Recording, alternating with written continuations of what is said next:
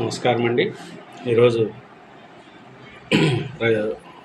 ఈరోజు మన టాపిక్ చూసుకుంటే కూటమికి 130 నుంచి 140 సీట్లు వచ్చే అవకాశాలు ఉన్నాయని అన్ని సర్వేలు చెప్తున్నాయండి. ప్రజల్లో కూడా అవగాహన పెరిగింది. గ్రామీణ ప్రాంతాల్లో కూడా తెలుగుదేశం రావాలని, చంద్రబాబు నాయుడు సీఎం కావాలని కోరుకుంటున్నారండి. ఎందుకంటే ప్రజల యొక్క నాడు అలా ఉంది. ఊరల్లో రోడ్లు పరిస్థితి బాగాలేదని, డెవలప్మెంట్ లేదని, చదువుకున్న పిల్లలకు ఉద్యోగాలు లేవని చాలామంది అనుకుంటున్నారు. అదే విధంగా కాబట్టి చంద్రబాబు నాయుడు గారు వస్తే మనకి అన్నీ జరుగుతాయి, డెవలప్మెంట్ అవుతుంది అని అనుకుంటున్నారండి. కాబట్టి ప్రత్యేక మహిళలు అయితే బస్సుల్లో ఉచిత ప్రయాణము, సిలిండర్లు ఫ్రీ, నెక్స్ట్ 4,000 రూపాయలు పింఛను. ఇంకొకటి ఏమిటంటే దూర ప్రాంతంలో ఉంటారు కొంతమంది బతకడానికి, వాళ్ళు నెల వచ్చి పింఛన్ తీసుకోవాలంటే కష్టమైపోతుంది. అలాంటప్పుడు ఏమవుతుంది, చంద్రబాబు నాయుడు గారు వస్తే 2 మంత్స్కి ఒకసారి 3 మంత్స్కి ఒకసారి తీసుకోవచ్చు అని చెప్తున్నాడు. అది కూడా మహిళలకు చాలామందికి మంచి బెనిఫిట్ అయింది. కాబట్టి ప్రతి ఒక్కరూ ఈ తెలుగుదేశం పార్టీ గెలచాలని, చంద్రబాబు నాయుడు గారు సీఎం అవ్వాలని ప్రజలు కోరుకుంటున్నారండి. అట్లా కోరుకోవడం వలన ఏమవుతుందంటే ప్రజల్లో ఎక్కువ ఎక్స్పెక్ట్ చేశారు చంద్రబాబు నాయుడు గారి మీద. ఎందుకంటే డెవలప్ చేస్తాడు అని. చదువుకున్న పిల్లలకు ఉద్యోగాలు లేవు, మనం బయట స్టేట్లకు పోయి బతకాల్సి వస్తుంది. కాబట్టి భూములకు రేట్లు అది ఇంకొకటి కూడా ప్రజల్లో అనుకోవడం, భూమికి రేట్లు తగ్గిపోయినాయి, డెవలప్మెంట్ లేదు కాబట్టి ఎవరు భూములు కొనట్లేదు. మళ్ళీ అదే చంద్రబాబు నాయుడు గారు వస్తే భూములకు రేట్లు పెరుగుతాయని అట్లా అనుకుంటున్నారు. చాలామంది భూములు కూడా అమ్మట్లేదు, ఎందుకు రేట్లు లేక.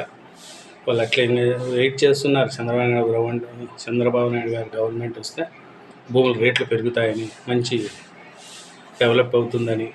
దానివల్ల భూములు కూడా అమ్మకుండా అలాగే పెట్టుకుంటారు. ఎందుకంటే ప్రజల యొక్క అవగాహన అట్లుంది. చాలామంది ఇప్పుడు నెక్స్ట్ పిఠాపురంలో పవన్ కళ్యాణ్ గారు ఉన్నారు. అతను ఓడించడానికి చాలా కృషి చేశారు. కానీ పవన్ కళ్యాణ్ గారిని ఓడించాలంటే ఎవరి నుంచి కాదు, భారీ మెజార్టీతో గెలుస్తాడు పవన్ కళ్యాణ్ గారు. లోకేష్ని కూడా ఓడించాలని చాలా ట్రై చేశారు. కానీ లోకేష్ బాబు భారీ మెజార్టీతో, మంచి యువకుడు అండి లోకేష్ బాబు గారు. భావితరాలకు మంచి రాజకీయ నాయకుడు అవుతాడు మన లోకేష్ గారు. ఎందుకంటే మంచి చదువుకున్నాడు, అతని మీద కేసులు కానీ ఇట్లాంటివి ఏమీ లేవు, మంచి వ్యక్తి. కాబట్టి భావితరాలకు మనకు నెక్స్ట్ మంచి రాజకీయ నాయకుడు అంటే లోకేష్ బాబు. అట్లే ఇంకా చూస్తే చాలామంది ఈసారి ప్రజల్లో చైతన్యం వచ్చింది, మంచిగా వారికి ఓటు వేయాలని చాలామంది అనుకున్నారు. కాబట్టి ప్రజల్లో కూడా మార్పు వచ్చింది. కాబట్టి జనాల్లో మార్పు వచ్చింది కాబట్టి ఓట్ల పర్సంటేజ్ పెరగడం వల్ల ఏమవుతుంది, ఆటోమేటిక్గా ప్రతిపక్షానికి అనుకూలంగా వస్తాయి ఓట్లు. కాబట్టి టీడీపీకి 130 నుంచి 140కి కూటమికి వస్తాయని సోషల్ మీడియాలో సర్వేలు కానీ సోషల్ మీడియాలో కానీ చెప్తున్నారండి. కాబట్టి చంద్రబాబు నాయుడు సీఎం అవ్వాలని చాలామంది కోరుకుంటున్నారు. అది ఇంకా ఈస్ట్ గోదావరి, వెస్ట్ గోదావరిలో అయితే ఒక జిల్లాలో 17 ఉన్నాయి, ఒక జిల్లాలో 15 ఉన్నాయి, 17 19 ఉన్నాయి. కాబట్టి ఆ జిల్లాల్లో ఇంచుమించు 1-2 సీట్లు తప్ప మొత్తం కూటమే గెలుచుకుంటుంది. అట్లా ఇంకా కడప జిల్లాలో చూసుకుంటే మొత్తం ఉమ్మడి కడప జిల్లా, ఇప్పుడు అన్నమయ్య జిల్లా అయింది, కానీ ఉమ్మడి కడప జిల్లాలో చూసుకుంటే టోటల్గా 10 నియోజకవర్గాలలో 4 నుంచి 5 వరకు టీడీపీ గెలుస్తుందని అంటున్నారు.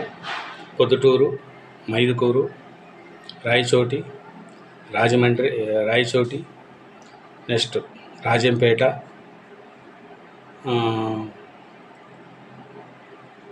కడప, ఈ సీట్లు టీడీపీ గెలుస్తుందని చాలామంది బెట్టు కొడుతున్నారు.